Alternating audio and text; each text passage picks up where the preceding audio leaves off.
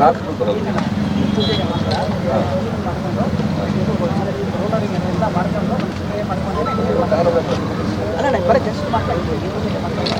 ನೀಟಾಗಿರ್ಬೇಕು ಮತ್ತೆ ಇದೆಲ್ಲ ಭಾರತೆ ಏಕದೈವ ಯಜಮಾನಸ್ಯ ಆಯುಷ್ಯೇಜೋ ದದಾತಿ ದೇವಾಯ ನಮಃ.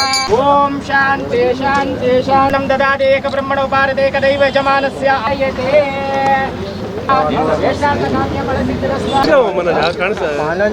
ಸ್ವಲ್ಪ ಹಿಂದೆ ಯಾರು ಕಾಣ್ತಾರೆ ಹಂಗೆ ನಿಂತ್ಕೊಂಬೋಣ ಸರಿ ಕಡೆ ನೋಡಿ ಸರ್.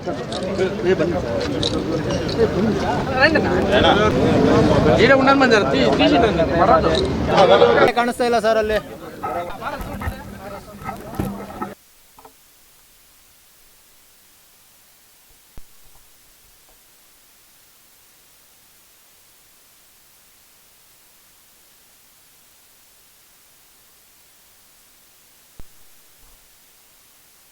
ಟೌನಿಂದ ನಮ್ಮ ಗೊಲ್ಲಹಳ್ಳಿ ಸರ್ಕಲ್ವರೆಗೂ ನಮ್ಮ ಈ ಅಪಾರ್ಟ್ಮೆಂಟ್ಸು ಇದನ್ನೆಲ್ಲ ತುಂಬ ಬೇಡಿಕೆ ಇಟ್ಟಿದ್ದು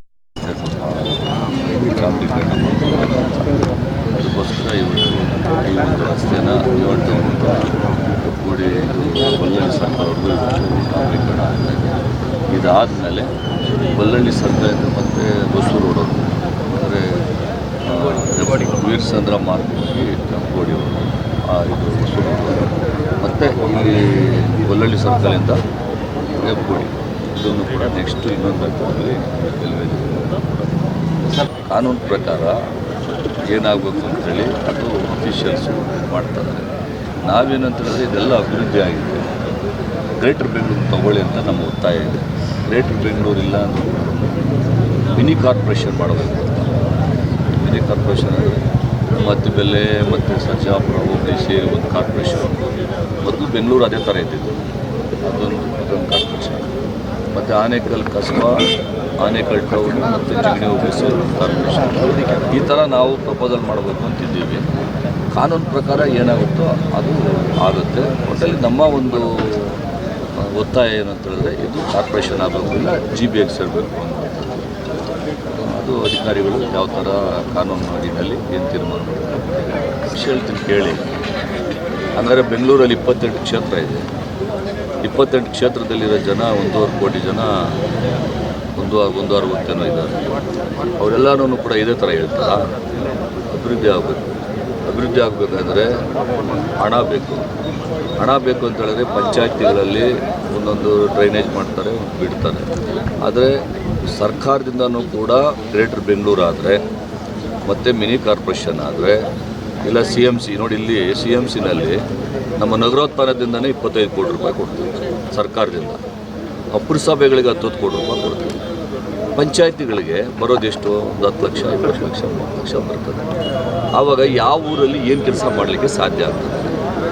ಅದಕ್ಕೋಸ್ಕರ ನಾವು ಅಭಿವೃದ್ಧಿ ದೃಷ್ಟಿಯಿಂದ ಮತ್ತು ಅನುದಾನದ ದೃಷ್ಟಿಯಿಂದ ನಾವು ಈ ಚಿಂತನೆಯನ್ನು ಮಾಡಿದ್ದೀವಿ. ಅಭಿವೃದ್ಧಿ ಆಗ್ತಾ ಇಲ್ಲ, ಸಾಕಷ್ಟು ರಸ್ತೆಗಳು ಹಾಳಾಗಿದೆ. ಅವರಿದ್ದಾಗ ಏನೇನು ಅಭಿವೃದ್ಧಿ ಮಾಡಿದ್ರಂತೆ, ಏನೇನು ಮಾಡಿದ್ರು ಅವರು ಜನರಿಗೆ ಗೊತ್ತಿದೆ. ಯಾರ್ಯಾರ ಕಾಲದಲ್ಲಿ ಏನೇನಾಗಿದೆ, ಏನೇನು ಆಗಿಲ್ಲ ಅನ್ನೋದ್ರ ಬಗ್ಗೆ ಜನಗಳು ತುಂಬ ಅವರಿಗೆ ತುಂಬ ಸೂಕ್ಷ್ಮವಾಗಿ ನಾವು ಗಮನಿಸ್ತಾ ಇದ್ದಾರೆ. ಆಗಿರ್ಬೋದು ಇವತ್ತು ಒಂದಷ್ಟು ರಸ್ತೆಗಳೇನಾದ್ರು ಹಾಳಾಗಿದೆ ಅಂತ ಹೇಳಿದ್ರೆ ಮೂಲ ಕಾರಣ ಹಿಂದಿನ BJP ಸರ್ಕಾರ 4 ವರ್ಷಗಳ ಅವಧಿನಲ್ಲಿ 1 ರೂಪಾಯಿ ಅನುದಾನ ಕೊಟ್ಟಿಲ್ಲ. ನಮಗೆ 1 ರೂಪಾಯಿ ಅನುದಾನ ಕೊಟ್ಟಿಲ್ಲ.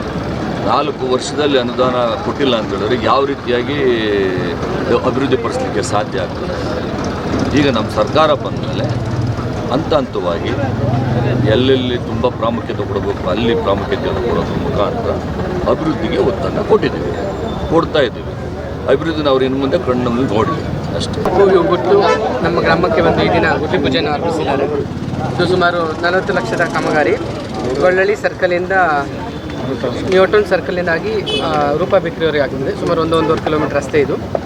ಹಾಗಾಗಿ ತುಂಬ ಜನ ಬಿಡ ಪ್ರದೇಶ ಆಗಿರೋದ್ರಿಂದ ಜನಕ್ಕೆ ಅನುಕೂಲ ಆಗುವಂಥ ರಸ್ತೆ ಆಗಿರುತ್ತೆ. ಶಿವಣ್ಣವರು ಡಾಂಬರೀಕರಣಕ್ಕೆ ಚಾಲನೆಯನ್ನು ಕೊಟ್ಟಿದ್ದಾರೆ.